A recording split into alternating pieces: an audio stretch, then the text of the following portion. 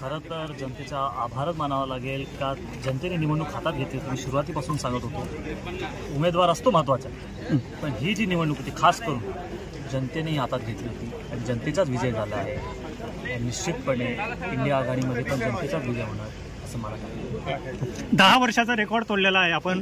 पुन्हा काँग्रेस पक्षाचे विस्मृत झाले होते ते जागरण झालेले आहे. काय सांगाल तुम्ही याच्याबद्दल? नंदुरबार लोकसभा मतदारसंघ काँग्रेसचा बालेकिल्ला राहिला होता.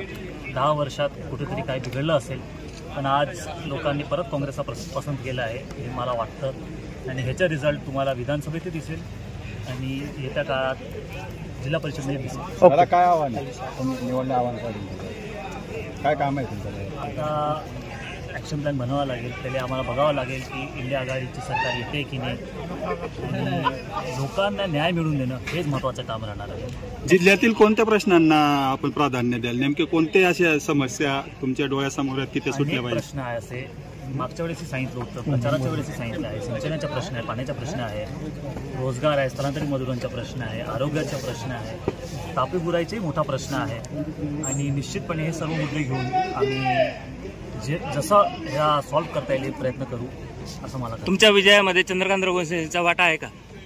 मी दुसऱ्या पक्षाचं काय बोलू शकत नाही, पण निश्चितपणे जेव्हा प्रचार करत होतो लोकांनी जो सहभाग दिला म्हणजे जे जुळत गेले निश्चितपणे त्या सर्वांची मदत झाली आहे, आशीर्वादही भेटला आहे. कोणत्या मित्रपक्षांच्या? महाविकास आघाडीचेही होतं, संघटनाचेही होते आणि निश्चितपणे जे लोक जुळत गेले त्यांचाही फायदा झाला. ओके.